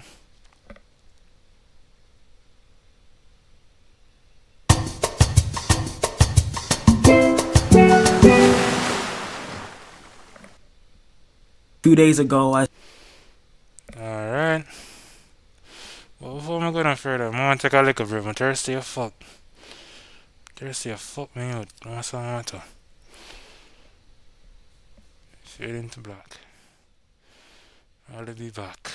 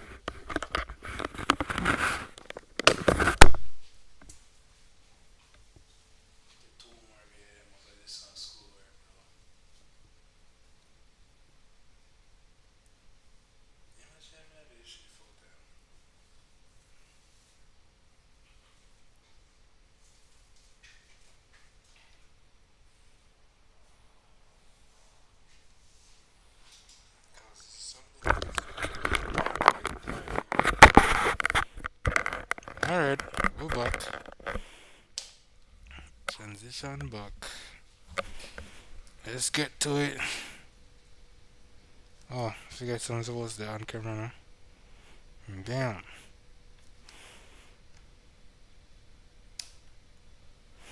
Yup. Not a lot. That's me. 2 days ago. Alright. Before we get started. Yeah, 1 or 2. Oh, I'm going to just make sure I say this, on. Which makes sense. 720. Don't edit everything to the highest resolution. Alright, boom. Loud and Son here knows to introduce vibes, and today we'll be reacting to Why Attention Became Loud and Power Didn't by Earned Not Given. So now we can get into the video. 2 days ago, I spread awareness on mental health and how important it is to take care of yourself. And honestly, for the past few months, I've been struggling with mental health out of self-doubt and fright of pursuing goals that I really want to achieve. Nigga watch anime one time, now you got mental health problems, gang. Bitch, be for real. Nigga, chat, niggas watch anime one time, one episode. Now you got mental health, gang. Dead ass. But chat, what is mental health though? Have you noticed? Jana,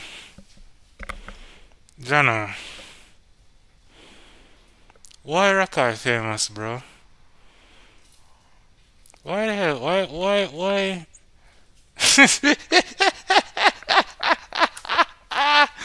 Yo, I can't wait till they turn 18, dog. I can't wait till them show him the real world, Make him understand, say, yo, shit not sweet, but, I'm not gonna wish saying never this way and say, I'm gonna get older and I realize, say, yo, half a way I say a fuckery, but, I just can't wait till the dog turn 18.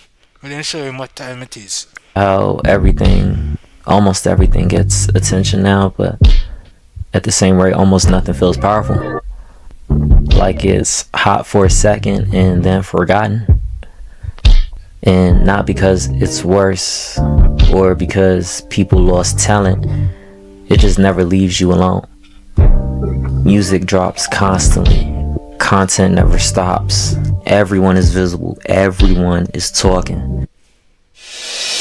Impressionnez les employeurs avec un CV professionnel de CV.fr et distinguez-vous de tous les autres. And yet almost nothing stays with you long enough to matter. We didn't lose creativity, we lost weight, depth. Somewhere along the way, attention got louder, while meaning got thinner. Not empty, just stretched so wide it stopped pressing back. And the unsettling part is this didn't happen to us. We adjusted to it because the rules of attention changed, and most of us followed without realizing what it would cost. Nah, this shit I get deep. Like, cause this shit I get philosophical. This type of shit is on my into, but what am I say? I carry a weight, bro, because like everything just out there. Everything that's open to the world, I just can see it off on social media. So I used to carry weight and I carry shit nowadays. I forget attention from the net, it just have loud. But it not gonna mean nothing. Cause as a queen, so somebody I gotta do the same shit and replace it. So all like, oh god, it comes like it's almost meaningless. It meaningless. There's such a high frequency of so much things out there, so much music, so much media. You just get, what do you call that word there? You get used to it. You get, what do you call that word there again? I just don't remember the word, dog. There is a word to what me I think about. It just on the tip of my tongue, but I don't remember the word. I don't remember the word. It's not adaptation. It's not that word. It's something else. I don't remember. But yeah, back to the video. Attention inflation. There's a kind of fatigue that doesn't come from doing too much. It comes from seeing too much. Streaming sped everything up. Songs arrive quickly, content cycles daily. Nothing is allowed to settle before the next thing replaces it. Platforms don't reward gravity, they reward momentum. Speed, not restraint. Visibility, not patience. At first, this felt like abundance, or like access, like freedom. But over time, something subtle broke. When everything demands attention, attention itself becomes cheaper, and most of us don't notice it happening. There's more supply, but less value. You don't remember what you watched. You just remember that you were watching something. And when attention works like that, power doesn't disappear loudly. It erodes quietly, while familiarity gets mistaken for connection. The felt moment. You play a song you liked last week and it already feels tired. Not because it's bad, but because it never had the time to attach itself to anything in you. It arrived, performed, and left before it can mean something. That isn't your taste changing, that's your attention being trained. Slowly, quietly, without asking you first. That moment when you scroll again, and be honest, it's not because you're curious. It's because the last thing never stayed long enough to satisfy you. That's not a... Bridging, the amount of time you can always scroll, bro. Come like you just watch the time ago and you don't even know. But this dog get really, hold on.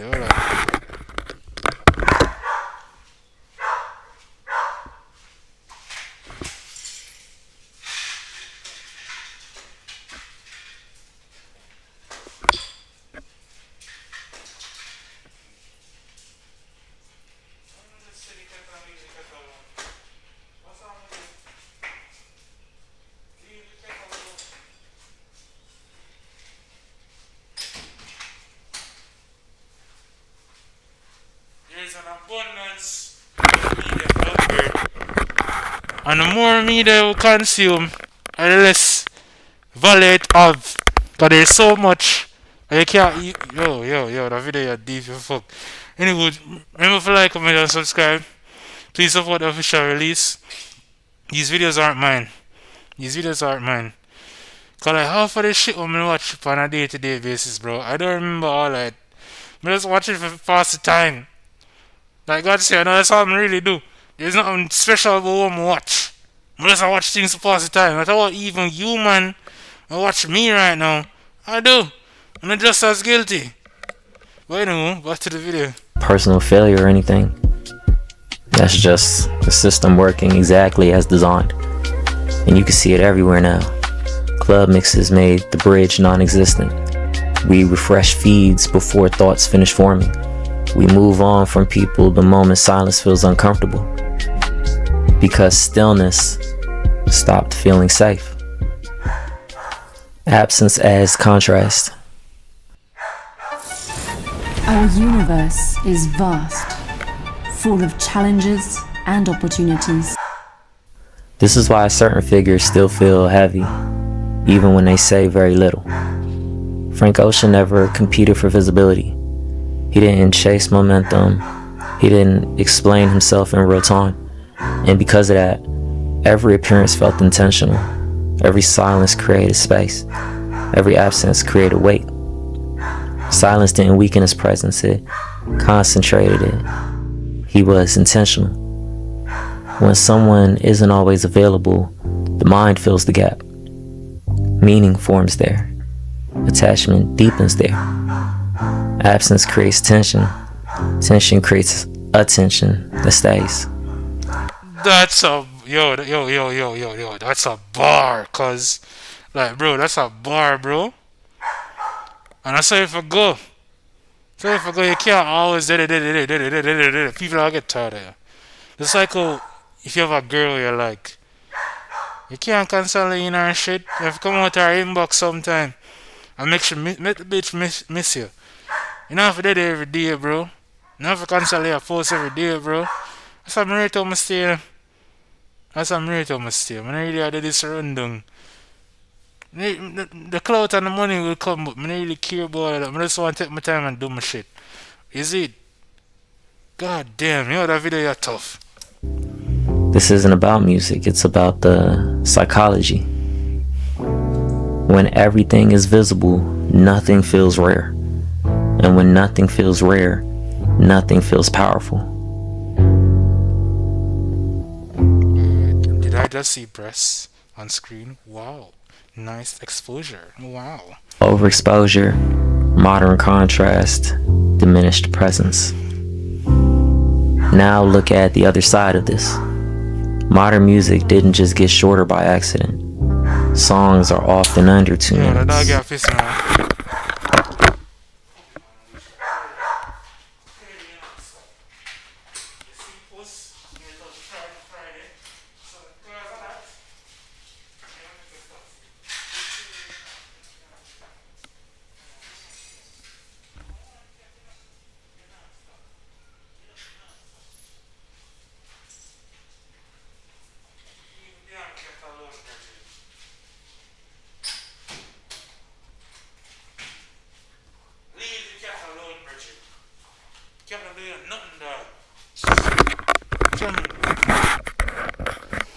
Anyway. Hooks arrive immediately.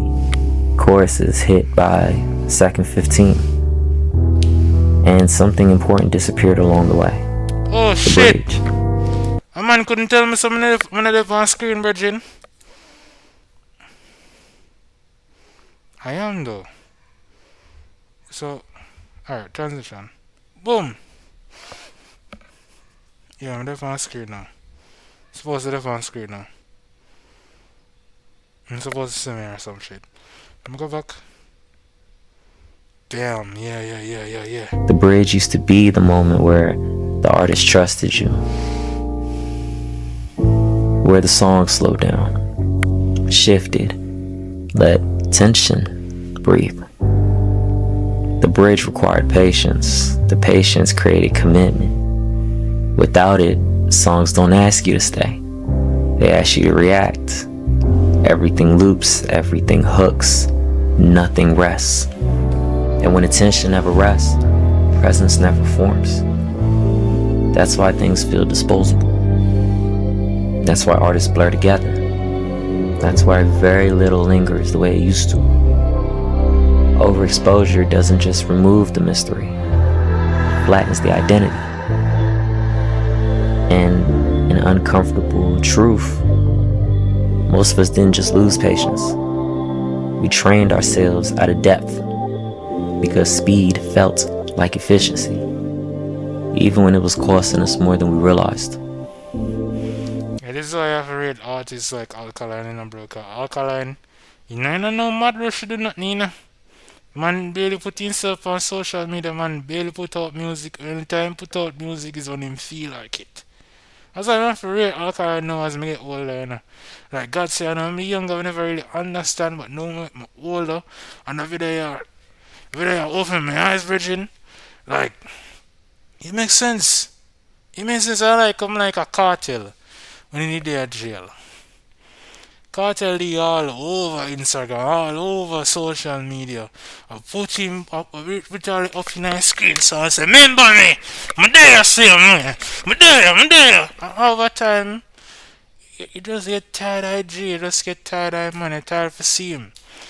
Me I used to, one time I used to follow Cartel, you know, that would end up unfollowing because the man he just all over social media, dog, and it just like annoying to see this nigga underneath everything. I make posts about everything and I do this and I do that. Yeah, like, bro,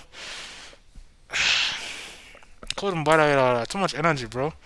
So, you have to understand, you have to respect an artist or even a creator or if you just take a step back and just take them time, create them videos and post them. You know, I feel like somebody would depend the media constantly, every day. That's why I have to rate how my stay. I'm not like rate how my stay. Rate how my stay. I'm not like rate how my stay. I don't no real mad rush.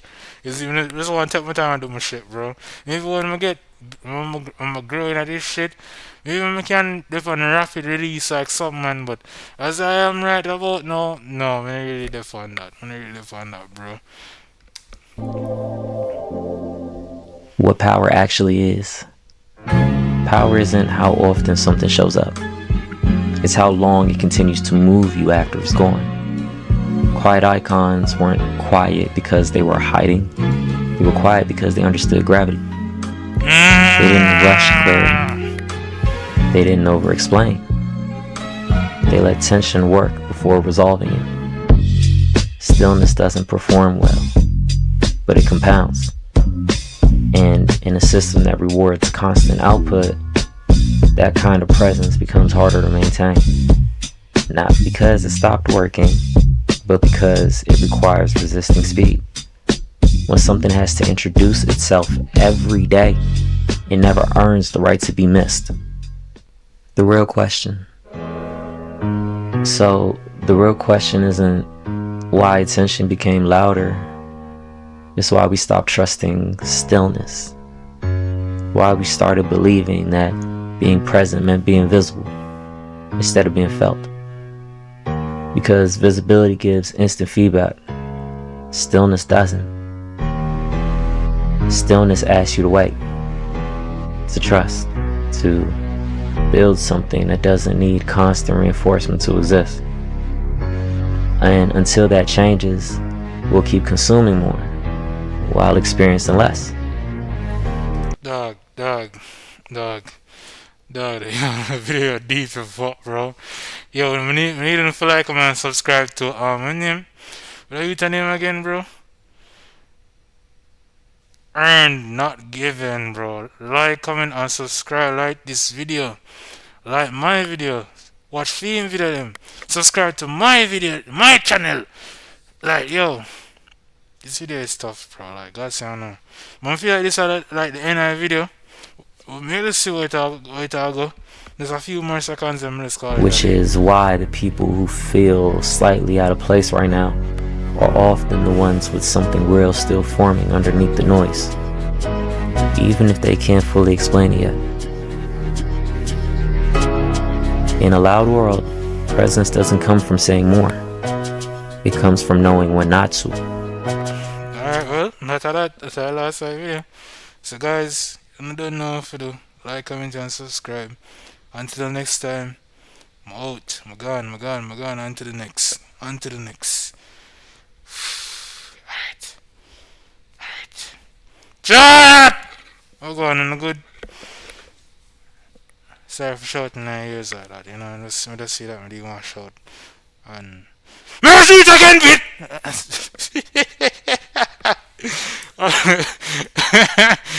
Stop the fuckery.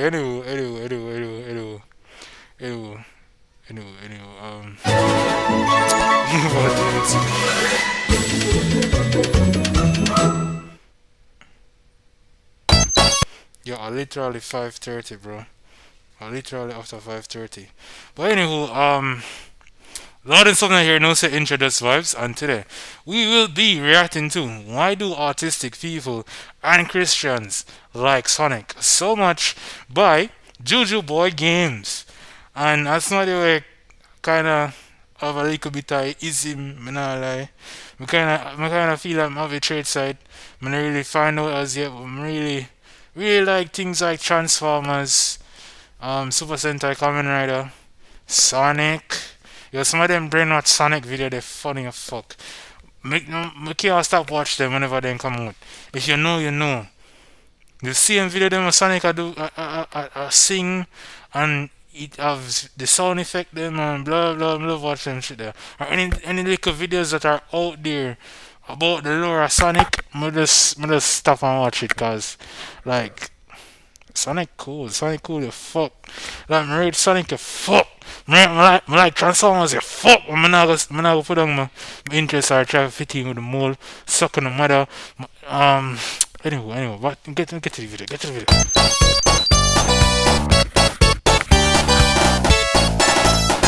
If you're unaware, Also, Michael Jackson did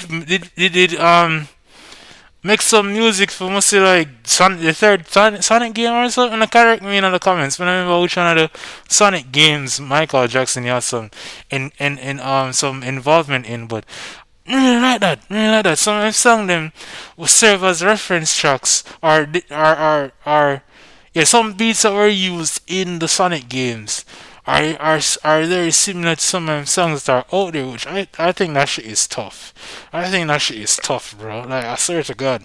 Sonic the Hedgehog has a large autistic and Christian fan base, as can be seen through a million different forums, videos, and different studies you can find online. Now, this video seeks to reveal why the traits in those with autism and those who are Christian tend to favor Sonic the Hedgehog both as a character and a franchise, concluding with a look into which Sonic character most exhibits both Christianity and autism.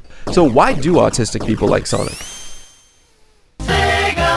To start, we'll travel back to the year 1911, beginning with the first use of the term autism by Eugene Bleuler in his description of schizophrenia, showcasing how much our understanding of autism, also known as autism spectrum disorder, or ASD, has progressed. Now, ASD currently exists in 3 different levels. 1, requiring support. 2, requiring substantial support. And level 3, requiring very substantial support. Within these different levels, various thought patterns and behaviors occur, with many reflecting Sonic the Hedgehog's own behaviors and thought patterns. Stimming, repetitive movements used to regulate emotions. Some examples include spinning and running back and forth. Ritualistic behaviors, for example, watching the same videos over and over, eating the same foods over and over. Difficulty making eye contact. If you've ever played Sonic Adventure, Sonic is not giving anyone eye contact in that game. Watch out! You're gonna crash! Ah! Fine, but I'm not wearing pants. You're a horrible roommate and nobody in this house likes you. Oh my god. Oh my god. Oh my god. Sonic. Oh my god. For most of these traits, me actually can relate to, actually do these type of things like the intense interest, the collection of objects, the bluntness. Only thing I can't really say, I do. Only thing I can say I do is that I can't actually hold eye contact with people, but it has to be in a one group like setting. You know, like I talk to a whole group of people, I present. Yeah, I can do that shit. But outside of that, sometimes I avoid eye contact when it comes down to one-on-one conversation. But when I do tend to engage in eye contact, it's because more reiterate a point to somebody, especially when it is one-on-one conversation. But anyway, literally dies when he touches certain textures. How are you going to just touch a robot and die? Now, some of this might seem like a stretch, but bear with me. With all of these, we can understand Sonic's demonstrated ASD traits, but it doesn't highlight exactly what makes Sonic interesting to those with ASD. Color intensity. Researchers have found differences in the way that children with ASD intake visual stimuli that differ from neurotypical children. 85% saw colors with greater intensity than their neurotypical counterparts. And with the strong primary colors of Sonic, the hues and Mona, did you find out about Sonic? When I used to watch the CW channel, when I used to watch the Sonic TV show. I don't remember what the name of the Sonic show. Sonic X. Yo, that shit is tough. Exactly. Especially after I done watch Teenage Mutant Ninja Turtles. Like, we used to love watch TMNT on a Saturday. Dragon Ball on a Saturday was peak. Or sometimes I wish I could go back to being a child, but I don't I think never ever stop obsessed over color-coded heroes and certain shows, certain media. I never ever get over these type of things. It's just deeply ingrained into me, and that never fucking change. inherent to him and his world may resonate stronger for those with ASD. Enhanced movement perception. Now, this is a studied phenomenon in people with ASD where many are actually able to detect movement better than neurotypical people. As Sonic is always moving fast, this specific trait may allow people with ASD to better appreciate the speed of Sonic than people without ASD. More importantly, the special interests and loyalty aspects of ASD are highly rewarded by Sega, Sonic's parent company. First, there's almost always a new Sonic game. And loyalty begins there, with fond memories of childhood Sonic games into adulthood. There's so many series that stagnate or cease to exist eventually, but Sonic is forever. There's always a new Sonic game. Hey, I don't lie. Them man put out these games like it's hotcakes, and then you come on to the media, there's always some sort of Sonic show or some sort of Sonic media out there, like the movies. You see them Sonic movie there, bro? Me like you, them man continue to make that shit for the next 20 years. And I will watch every single last one of them till the day I die. I'm not joking, blood. Look me in the eye, them. Me look like me a joke, virgin. Even if it sucks. Not many other video games have a mascot with so much stuff, old, new, and accessible, with clothes, shows, everything you want. Sonic, available. But what about the Christianity part? I want you to imagine for a second, you're 8 years old, it's your birthday, you get in your first console, it's whatever Nintendo console. Man, I'm really Christian, but man, I'm an atheist. I believe that there is a God in this world and there is a devil.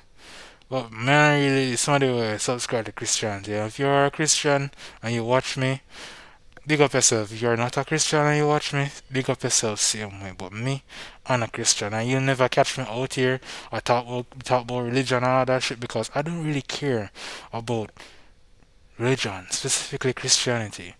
I really give a fuck about that. But me, I must say, there must be a valid reason why Christians like Sonic so much. There has to be a reason. Was around when you were 8 years old. You just got it. It's so cool. But what games can you play? Nothing violent, gotta be rated E, and you can only get one game. Now pause. I want you to remember what actually made kids cool when you were a kid. At least for me, the coolest kid in the class was the fastest kid in the class. I don't know who made those rules, that's just what it was. If you were the fastest, you were the coolest. Also, remember, you're 8 years old. To me, I never really care about who could have run the fastest. To me, the coolest person in the classroom as a child was the child that had the gadgets. You could play the games on the small screen and touch the buttons. That shit was awesome to me. Because when I was younger, I never did so privilege. I couldn't get them thing there.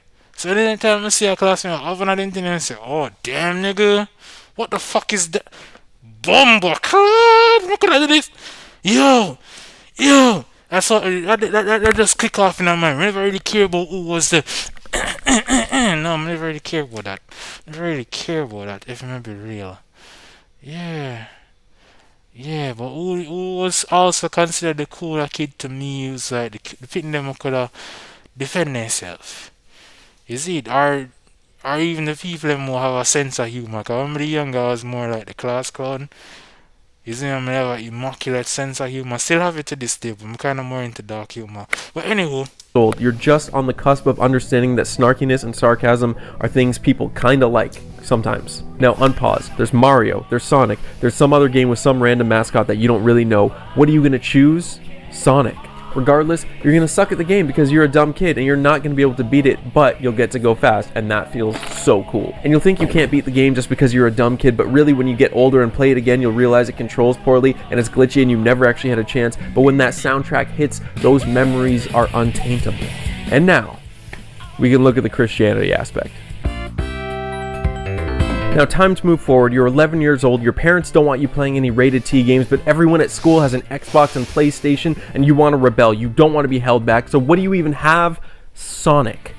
Sonic talks back, Sonic does what he wants, and with those Christian values, Sonic fights for what's right on top of that. And if he's moving fast enough, Sonic can walk on water, but he'll eventually start to sink, showing that he's not quite as good at it as Jesus, just so you know that Sonic isn't blasphemous. Sonic walks a line between being good and rebellious, and Mario could never. Now, a major tenet of Christianity is that people are imperfect, and every single person in the Bible has sin.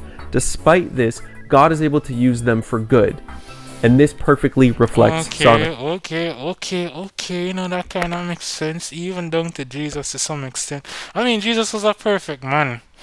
That man never really did nothing, but most everybody else in the Bible, they commit some sort of, do some sort of fuckery. From the Davids, to the Jobs, to the Moses. Even fucking Adam. Fuck Adam. Like God say no. Fuck Adam. Fuck Adam as a person. Fuck Adam as a human being. Fuck Adam as a man. Like, me hate Adam. If there's any fictional biblical character that me hate the most, is Adam. Him fuck the whole human race. He make everything rough for everybody. Anywho. The Hedgehog. Every Sonic game sucks in some way. Sonic as a concept is inherently flawed because the idea that's been pushed, albeit not by the games, is that you gotta go fast, but you can't go fast and still succeed if you're playing a Sonic game like a normal person. Gotta go fast is Eve sharing the fruit with Adam in the Garden of Eden. Its first utterance doomed Sonic video. Is that this one I read my brain? Or me I read film brain? Because how did know some how may I come off up and say, yo, me hate Adam. And this one I started out with Adam and Eve. Coincidence? I think not, buddy. Games as a franchise. Because the only way to consistently succeed with a high rating is to take your time and understand the level before just zooming through like a maniac. But the idea of gotta go fast is so attractive, just like sin is, and both ultimately lead to unfulfillment. Sonic attracts Christians due to a desire for rebellion, much like Adam and Eve.